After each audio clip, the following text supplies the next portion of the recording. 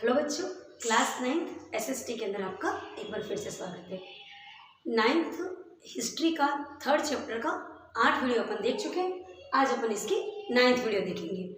और last video के अंदर अपन ने देख लिया था कि किस प्रकार हिटलर की लालच बढ़ती जाती है, वो अति महत्वाकांक्षी हो जाता है और अपने जर्मनी को पूरे यूरोप के अंदर सुदृढ़ और शक्तिशाली राष्ट्र बनाने के लिए साम्राज्यवादी नीति अपनाता है। और इस साम्राज्यवादी नीति के अंदर इतना अंधा हो जाता है कि उसको अपना भला बुरा भी पता नहीं चलता है। वो आसपास के देशों को, जो कि पहले तो जर्मनी के ही थे, लेकिन आज जो जर्मनी का जो क्षेत्र था उसको क्या किया था, पोलैंड, फ्रांस, इंग्लैंड, उन्होंने अपने कब्जे में कर लिया था। तो हिटलर ने क्या किया, अपना बदला लेने के लिए, अपमान का बदला लेने के लिए, अपने जर्मनी का बदला लेने के लिए उसने उन सब के ऊपर पुनः कब्जा प्रारंभ कर दिया। और कब्जा करने के अंदर उसको सफलता भी मिलती गई। सफलता मिलती गई तो उसने क्या करा, आसपास के सभी राज्यों के अंदर अपने जो समर्थन के लोग थे उनको वहां पर राजा या सम्राट बना करके रख दिया। और वो राजा इसके हाथों की कठपुतली थे, वो इसके कहे अनुसार कार्य करते थे। तो अपन देखेंगे कि आज का जो वीडियो है वो इसी के अंदर अपना आगे बढ़ेगा कि द्वितीय विश्व युद्ध व हिटलर का पतन, यानी सेकेंड वर्ल्ड वॉर क्यों हुआ और क्यों द्वितीय विश्व युद्ध के अंदर हिटलर की हार हुई। तो अपन देख चुके हैं कि उसकी महत्वाकांक्षा बढ़ गई थी और महत्वाकांक्षा बढ़ने के साथ लालच बढ़ गया था। और उसने क्या किया था, उसी लालच के अंदर 1/9/1939 अर्थात 1 सितंबर 1939 को उसने क्या गलती कर दी, पोलैंड के ऊपर आक्रमण कर दिया। क्यों? क्योंकि पोलैंड ने पहले वाइमर गणराज्य के टाइम पे प्रथम विश्व युद्ध में हारने के बाद, वर्साई की संधि के बाद पोलैंड ने क्या किया था, इसके कुछ क्षेत्रों के ऊपर कब्जा कर लिया था। तो अब उसको मौका मिला था कि अब मैं बदला लूं। तो उसने बदला लेने के लिए क्या किया था, पोलैंड के ऊपर आक्रमण किया। अब पोलैंड के ऊपर आक्रमण करना द्वितीय विश्व युद्ध का कारण कैसे बना? द्वितीय विश्व युद्ध का कारण इसलिए बना क्योंकि पोलैंड था तो अकेला, लेकिन वास्तव में वो अकेला नहीं था। पोलैंड का क्या था कि फ्रांस और इंग्लैंड, इसके जो पोलैंड के साथ कौन थे, फ्रांस और इंग्लैंड, उनकी एक समझौता हुआ था, उनकी एक संधि हुई थी कि भविष्य के अंदर यदि हमें कोई खतरा होता है पोलैंड को तो फ्रांस और इंग्लैंड उसकी मदद करेंगे। क्योंकि इधर हिटलर की साम्राज्यवादी नीति बढ़ ही रही थी, तो आसपास के देशों को पता था कि कभी भी हिटलर हमारे ऊपर भी आक्रमण कर सकता है। तो इन सभी मित्र राष्ट्रों ने पहले से ही इस तरह का सेटिंग कर रखा था कि यदि कभी हिटलर आक्रमण करता है तो हमें कैसे इसका सामना करना है। तो वही हुआ 1 सितंबर 1939, याद रखनी है अपन को डेट, 1 सितंबर 1939 को हिटलर पोलैंड के ऊपर आक्रमण करता है और पोलैंड के ऊपर कब्जा भी कर लेता है। लेकिन पोलैंड के समर्थन में कौन आ जाते हैं, फ्रांस और इंग्लैंड। आपको मैंने यहाँ पर एक रफ स्केच पहले भी बनाया था, अभी बनाया है। ये जर्मनी है, जर्मनी के इधर पोलैंड है, इधर इंग्लैंड, फ्रांस है, इधर इटली है और इधर सोवियत संघ अर्थात रूस है। तो ये क्या करता है, जर्मनी पोलैंड के ऊपर आक्रमण करता है और पोलैंड के समर्थन में इंग्लैंड और फ्रांस आ जाते हैं। अब इधर तो पोलैंड के समर्थन के अंदर फ्रांस और इंग्लैंड आ गए, तो जर्मनी भी ने भी कोई कच्ची गोलियां तो खेली नहीं थी। हिटलर ने भी अन्य देशों के साथ पहले से ही साठगांठ कर रखी थी। तो हिटलर की मदद के लिए, हिटलर कहाँ का था, जर्मनी, मदद के लिए जापान और इटली आगे आते हैं। जापान जो कि अपने एशिया महाद्वीप में, और इटली, ये दोनों भी जर्मनी की मदद के लिए आ जाते हैं। अब इनके बीच में त्रिपक्षीय समझौता होता है, जिसको कि तो कहते हैं बर्लिन, टोक्यो, रोम, धुरी। क्यों? बर्लिन जर्मनी की कैपिटल, बर्लिन, टोक्यो जापान की राजधानी और रोम इटली की राजधानी। तो इन तीनों राजधानियों अर्थात इन तीनों देशों के बीच में एक त्रिपक्षीय क्यों कहा है, क्योंकि 3 पक्ष हैं। तो इन 3 पक्षों के समझौते को त्रिपक्षीय समझौता कहते हैं। और इसको जर्मनी, टोक्यो और रोम धुरी के तहत ये भी, इसकी भी दावेदारी मजबूत हो जाती है क्योंकि जर्मनी भी अकेला नहीं था।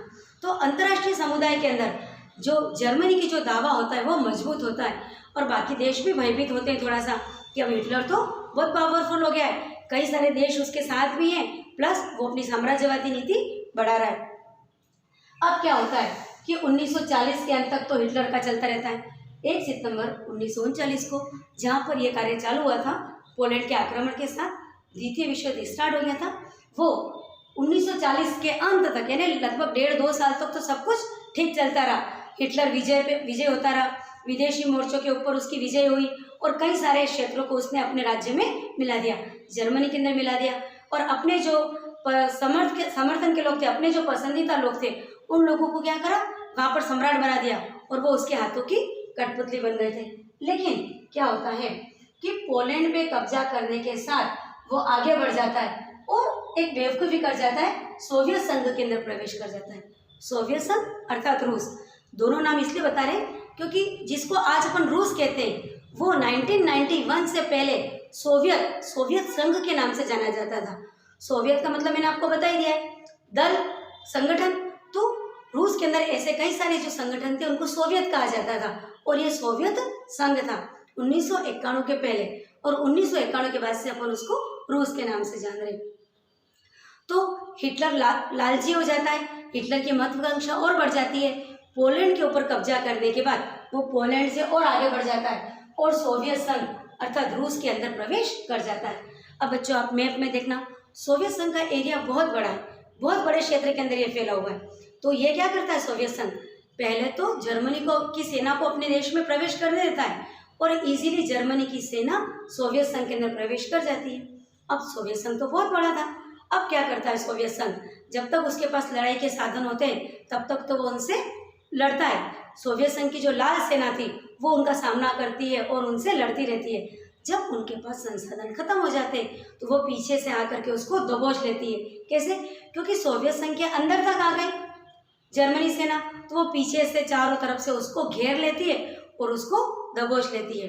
इधर क्या होता है कि फ्रांस की भी सेना बहुत शक्तिशाली है, तो जर्मनी दोनों मोर्चों पे, पूर्वी मोर्चे पर सोवियत संघ उसको दबाता है तो पश्चिमी मोर्चे के ऊपर उसको फ्रांस दबाता है। इस प्रकार एक स्थिति ऐसी आती है 1940 के बाद कि जर्मनी बीच में फंस जाता है, इधर वो पश्चिमी मोर्चे पे संभाले या पूर्वी मोर्चे पे, और पूर्वी मोर्चे पर उसकी सेना जो कि सोवियत संघ में प्रवेश कर दे जाती है, वहाँ पर घुटने उसको टेकने पड़ते हैं। और उधर क्या होता है, सोवियत संघ की सेना जर्मनी के अंदर प्रवेश कर जाती है। तो ये तो मैंने आपको बता दिया। अब मैं यही अपन हिटलर के भूले पढ़ रहे हैं, उसकी बेवकूफ़ियाँ पढ़ रहे हैं कि सोवियत संघ पर उसने जून 1941 पर आक्रमण किया। कब? जून 1941 पर, और यहाँ ये फंस जाता है। रूस की सेना भी जर्मनी में प्रवेश कर हरा देती है और अब उसकी दोनों मोर्चे पर हार होती है। मैंने बात कर दी दोनों मोर्चों की, पश्चिमी मोर्चे पर फ्रांस, पूर्वी मोर्चे पर रूस। और स्टालिनग्राद कहाँ पर है? जर्मनी के अंदर ही है। तो स्टालिनग्राद में ये जो सोवियत संघ की लाल सेना ने जर्मनी सेना को घुटने टेकने पर मजबूर कर दिया, दोनों तरफ से फंस गया। अब जर्मनी के अंदर सोवियत संघ की सेना आ गई है और इसकी हालत इतनी खराब हो गई है अब जर्मनी की कि उसने घुटने टेक दिए। और प्रथम विश्व युद्ध की तरह पहले तो अमेरिका युद्ध से बचता रहा, अब जून 1941 तक ये चला था। अब क्या हो रहा था, जो अमेरिका था वो प्रथम विश्व युद्ध के अंदर भी उसने पहले प्रवेश नहीं किया था, क्योंकि प्रथम विश्व युद्ध आपका 1914 से चालू हो गया था, लेकिन अमेरिका ने तो 1917 के बाद प्रवेश किया था। इसी प्रकार द्वितीय विश्व युद्ध के अंदर भी अमेरिका उससे बचता रहता है कि जिनको लड़ना है लड़ता रहे, अपन को लड़ना नहीं है, क्योंकि लड़ाई के बाद काफ़ी जान और धन दोनों की हानि होती है, क्योंकि बहुत सारे हथियार जाते हैं, गोला बारूद जाते हैं और साथ में सैनिक भी मरते हैं। लेकिन उसको मजबूरन द्वितीय विश्व युद्ध के अंदर प्रवेश करना पड़ा। वो कैसे? तो मैं आपको बात जापान की कर चुकी हूँ। जापान कहाँ है बच्चों? एशिया के अंदर है। जापान एशिया महाद्वीप में। तो यहाँ पर एक छोटा सा अगर जो अपन देखें कि जापान और अमेरिका के बीच में प्रशांत महासागर है, तो क्या होता है कि जापान क्या करता है, ये प्रशांत महासागर के अंदर अमेरिका के नौसैनिक अड्डे होते हैं और उन नौसैनिक अड्डों के ऊपर आक्रमण की योजना बनाता है। देखिए क्या करते हैं कि 1941 में जापान क्या करता है, फ्रेंच इंडो चाइना पर कब्जा करके प्रशांत महासागर में अमेरिकी जो नौसैनिक ठिकानों पर आक्रमण की तैयारी करता है। पहले तो क्या करता है जापान, फ्रेंच इंडो चाइना उसके ऊपर उसने कब्जा कर लिया। अब अमेरिका का जो प्रशांत महासागर के अंदर क्या थे, नौसैनिक ठिकाने थे, उनके ऊपर आक्रमण की अभी तैयारी करता है। और तैयारी के साथ क्या करता है, हिटलर के कहने पर जापान ने पर्ल हार्बर जो अमेरिकी नौसैनिक ठिकाना था उसके ऊपर फिर फाइनली बमबारी कर ही देता है। प्रशांत महासागर के उस तरफ तो अमेरिका है और इधर जापान है। अब जापान तो किसके साथ था, इनके साथ था, केंद्रीय शक्तियां ये जर्मनी के साथ था। और हिटलर के कहने पर जापान अमेरिका का जो नौसैनिक अड्डा था उसका नाम क्या था, नौसैनिक अड्डा है जिसका नाम था पर्ल हार्बर। तो पर्ल हार्बर के ऊपर उसने आक्रमण कर दिया, बमबारी कर दी। तो अब क्या करेगा अमेरिका? चुप बैठेगा क्या? जबकि अमेरिका कुछ भी नहीं कर रहा है, वो द्वितीय विश्व युद्ध में शामिल ही नहीं है। उसके बावजूद हिटलर की बेवकूफ़ी देखो, हिटलर की कमजोरी देखो, हिटलर की नासमझी देखो, वो जापान को आगे करता है और उसके नौसैनिक अड्डे के ऊपर क्या करता है? बमबारी करवा देता है। अब मजबूरन अमेरिका को द्वितीय विश्व युद्ध के अंदर कूदना पड़ता है और फिर क्या करता है कि मई 1945 के अंदर जापान के दो द्वीप हिरोशिमा व नागासाकी, उन दोनों के ऊपर अमेरिका भी बम डाल देता है। अब अमेरिका ने जो बम डाला था उसकी वजह से जो जापान के दोनों शहर हिरोशिमा और नागासाकी बिल्कुल नष्ट हो जाते हैं। और अभी भी आप हमेशा पढ़ते हो हर जगह कि उन दोनों शहरों को वापस उठने में कई वर्षों लग गए। क्यों? क्योंकि वो पूरी तरह से खत्म हो गए। जापान के दो शहर, दो द्वीप जिनका नाम है हिरोशिमा और नागासाकी। लेकिन विश्व के मंच के ऊपर अमेरिका की बहुत बुराई हुई कि इसने बहुत गलत किया। इस तरह जापान के दो शहरों के ऊपर बम का हमला क्यों किया, क्यों बम डाला उसने? लेकिन अमेरिका भी तो मजबूर था, अमेरिका की कोई गलती नहीं थी। अमेरिका तो द्वितीय विश्व युद्ध में शामिल ही नहीं होना चाहता था। लेकिन हिटलर की बेवकूफ़ी ने जापान को आगे किया और जापान ने अमेरिका के जो प्रशांत महासागर के अंदर जो ये पर्ल हार्बर नाम याद रखना है, पर्ल हार्बर के अंदर उसके जो नौसैनिक अड्डे थे उसके ऊपर बमबारी करी। तो उत्तर में, प्रत्युत्तर में उसने क्या करा? उसके दोनों शहरों या दोनों द्वीपों के ऊपर बमबारी कर दी, जिससे जापान के दोनों द्वीप पूरी तरह से नष्ट हो गए। तो इस प्रकार जो एक गलती उसने करी थी, 1 सितंबर 1939 को पोलैंड के ऊपर आक्रमण किया, जबकि उसकी महत्वाकांक्षा इतनी बढ़ गई थी, वो इतना अति साम्राज्यवादी हो गया था कि उसके अपने लोगों ने भी उसको कहा था कि अब ठहर जाओ, बस अब बहुत हो गया। उसके जो अर्थशास्त्री थे, अपने पढ़ाई उसने एक अर्थशास्त्री रखा था जर्मन की अर्थव्यवस्था को पुनर्गठित करने के लिए, होल्मर सैक्ट। लेकिन उसने भी उसको मना किया कि अब आप इस तरह से आगे और साम्राज्यवादी नीति को छोड़ दीजिए, क्योंकि अब अपने पास न तो इतना बजट है और अपने हथियार भी बहुत जा चुके हैं। लेकिन हिटलर बहुत होशियार था, लेकिन जिद्दी था।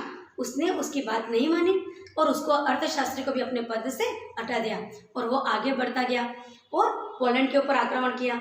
फिर पोलैंड की मदद में कौन आ गए? फ्रांस और इंग्लैंड आ गए। और पोलैंड पे भी नहीं रुका ये, और आगे बढ़ के उसने सोवियत संघ के ऊपर आक्रमण कर दिया। सोवियत संघ ने इसको घेर लिया और सोवियत संघ की सेनाएं भी जर्मनी में प्रवेश कर गई। इस प्रकार जो फ्रांस पूर्वी मोर्चे और पश्चिमी मोर्चे दोनों के ऊपर से घिर गया और पश्चिमी मोर्चे के ऊपर फ्रांस ने उसको पछाड़ दिया और पूर्वी मोर्चे के ऊपर सोवियत संघ रूस ने उसको पछाड़ दिया। ऐसा करते करते एक दूसरी जो बेवकूफ़ी हो गई कि जापान ने अमेरिका के नौसैनिक अड्डों के ऊपर बमबारी कर दी।